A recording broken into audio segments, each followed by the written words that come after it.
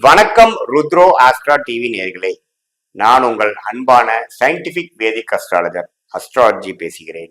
நல்லது நினைப்போம், நல்லதே நடக்கும். இந்த வீடியோல நம்ம என்ன பார்க்க போறோம்னா, கன்னி லக்னத்துல பிறந்தவங்களா இருந்தாலும் சரி, கன்னி ராசியில பிறந்தவங்களா இருந்தாலும் சரி, உங்களுடைய கர்ம பலன் எப்படி செயல்பட போகிறது, உங்கள் ஜாதகத்தில் இருக்கக்கூடிய கிரகத்தின் திக்பலம், ஸ்தானபலம், திருக்பலம், மற்ற அமைப்புகள் பொறுத்து எப்படி உங்களுடைய கர்மா, போன ஜென்மத்தில் செய்த நீங்கள் பாவ புண்ணியங்கள் இந்த வாழ்க்கையில் நீங்கள் பிறந்த தேதி, பிறந்த நேரம், பிறந்த ஊரை வைத்து வரக்கூடிய அந்த உங்களுடைய ஜாதகத்தை பொறுத்து எப்படி உங்க கர்மா செயல்படுகிறதுங்கிறது நம்ம தெரிஞ்சுக்க போறோம். அதற்கு முன்னாடி இந்த சேனலுக்கு ஃபர்ஸ்ட் டைம் வரவங்க மறக்காம சப்ஸ்கிரைப் பண்ணுங்க. ஸோ தொடர்ந்து நம்மளுடைய வீடியோஸ் எல்லாம் உங்களை அடைந்து அது மூலமாக நீங்கள் பயன் பெறலாம். இப்ப பாத்தீங்கன்னா, கன்னி லக்னத்துல பிறந்தவங்களா இருந்தாலும் சரி, கன்னி ராசியில பிறந்தவங்களா இருந்தாலும் சரி, உங்களுக்கு மிகவும் முக்கியமான ஒரு கிரகம் என்னன்னு கேட்டீங்கன்னா புதன்.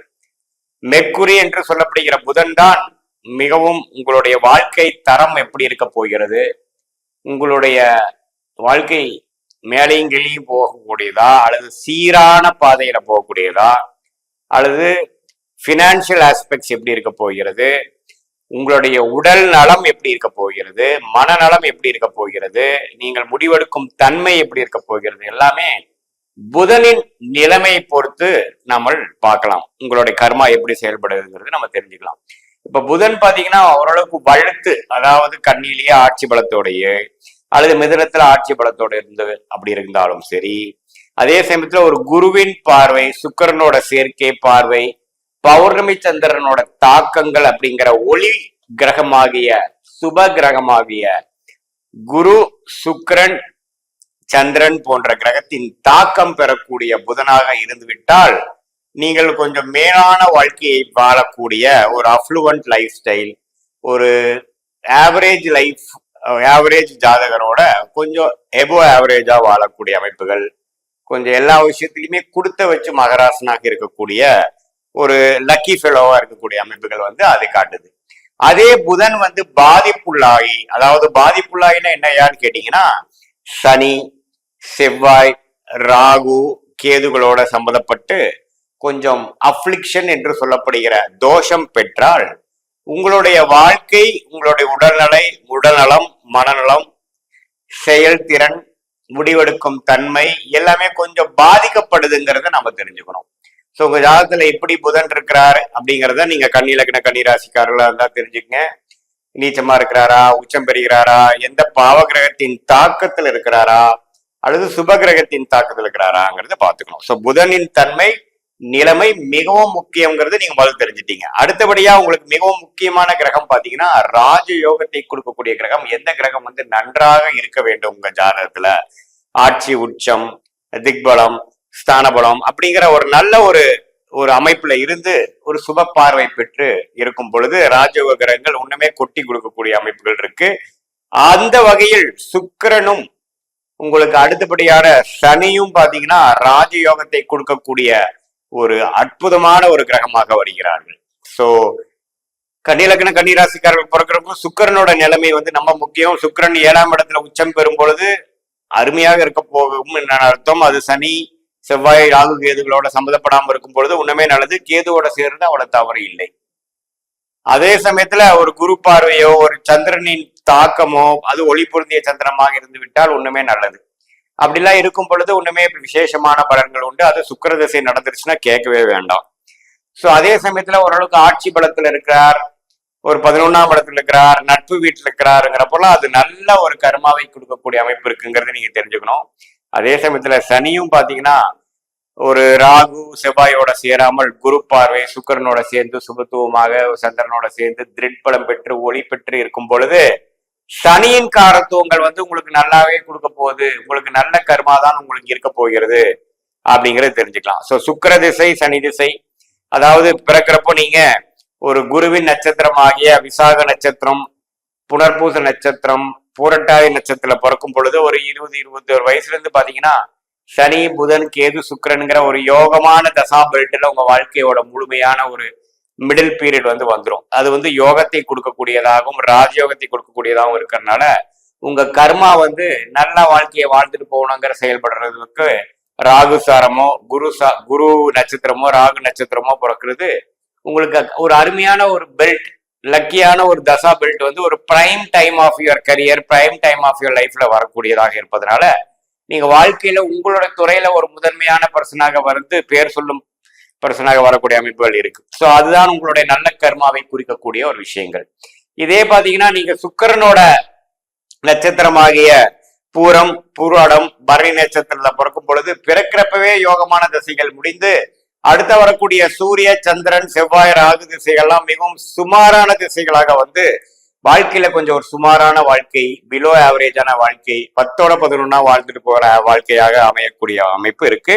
பட் இதுல கிரகங்களாகிய சூரிய, சந்திர, செவ்வாய், ராகு கிரகங்கள் எப்படி இருக்குன்னு பார்க்கணும். நம்ம பாதிப்பு இருந்தா உடனே நம்ம நான் சொன்ன சாதகமற்ற பலன்கள் அதிகமாகவும், ஓரளவுக்கு குரு சுக்கிரன்கிற ஒரு சுப பார்வை பெற்று சுப தொடர்பு பெற்று ஓரளவுக்கு ஸ்தான பலத்தோடு இருக்கும் பொழுது ஓரளவுக்கு பரவாயில்லைங்கிற மாதிரி ஒரு வாழ்க்கையும் இருக்கு. ஸோ நீங்க எந்த தசா பெல்ட்ல வந்து ஒரு prime time of your career like 20-25 இயர்ஸ்ல இருந்து ஒரு 55-60-65 வயசு வரைக்கும் நீங்க எந்த மாதிரி ஒரு பெல்ட்ல வாழ போறீங்க?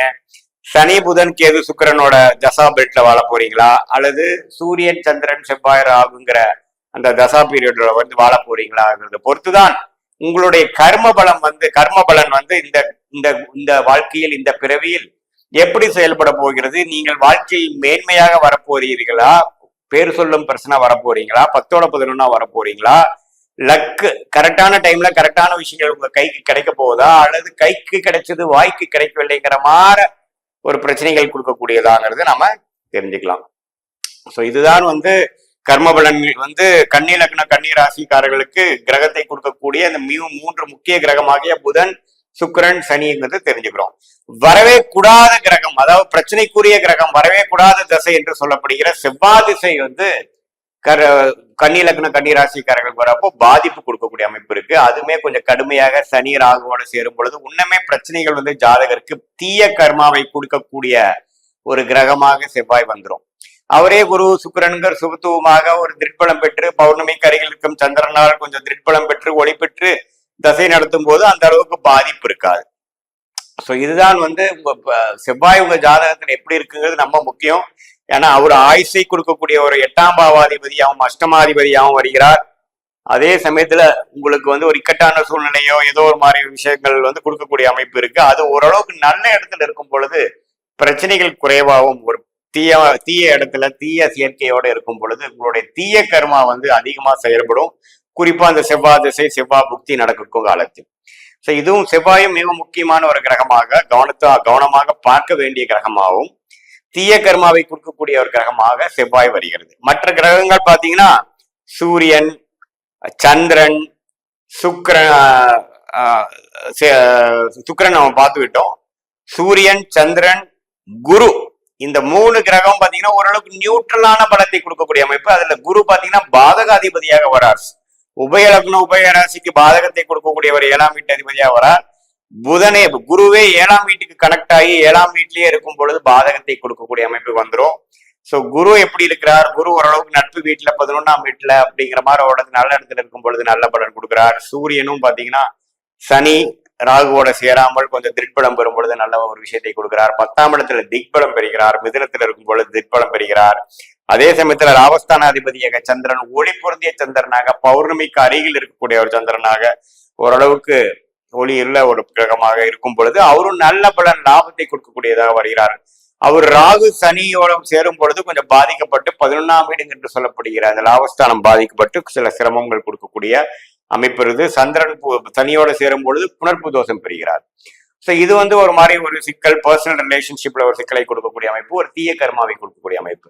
ஸோ இது மாதிரி பல காம்பினேஷன்ஸ் இருக்கக்கூடிய அமைப்புகள். பொதுவாக சொல்லும் பொழுது சூரியன் சந்திரன் ஒரு சுமாரான ஒரு நியூட்ரலான பிளானட்டாக வருகிறார்கள் கன்னி லக்னத்துக்கு. இதுதான் பாத்தீங்கன்னா கன்னி லக்ன கன்னி ராசிக்காரர்களுக்கு உங்களுடைய கர்ம பலன் எப்படி செயல்பட போகிறது, எந்தெந்த கிரகம் எப்படி இருக்க வேண்டும், எந்த கிரகம் முக்கியம், எது எந்த கிரகத்தில் தசை வந்து கவனமாக பார்க்க வேண்டுங்கிறதுலாம் ஓரளவுக்கு நீங்க புரிஞ்சிருப்பீங்கன்னு நினைக்கிறேன். இது பொதுவான ஒரு கர்ம பலனை கொடுக்கக்கூடிய ஒரு கருத்தை ஒழிய உங்கள் ஜென்ம ஜாதகத்தில் டிகிரி அளவில் பார்த்து சயின்டிபிக் வேதிக் அஸ்ட்ராலஜி முறையில ஒரு கிரகம் எப்படி இருக்கு, எவ்வளவு பக்கத்துல இருக்கு, யார் யாரை பாக்குறாங்க, நீங்க பிறக்கிறப்போ நவம்சம் எப்படி இருந்ததுங்கிற மாதிரி துல்லியமாக பார்க்கும் பொழுது உங்களுடைய immediate future, long term future எப்படி இருக்க போகிறதுங்கிறது துல்லியமாக எடுத்து அதுக்கு தகுந்த ஒரு நல்ல முடிவுகளை எடுத்து உங்களுடைய வாழ்க்கை பொட்டன்ஷியலை கண்டிப்பாக ரீச் பண்ணி நீங்கள் உங்கள் வாழ்க்கையில் வெற்றி அடையலாம் என்பதை நான் கேட்டுக்கொள்கிறேன். மீண்டும் மற்றொரு காணொலியில் சந்திப்போம். நன்றி, வணக்கம்.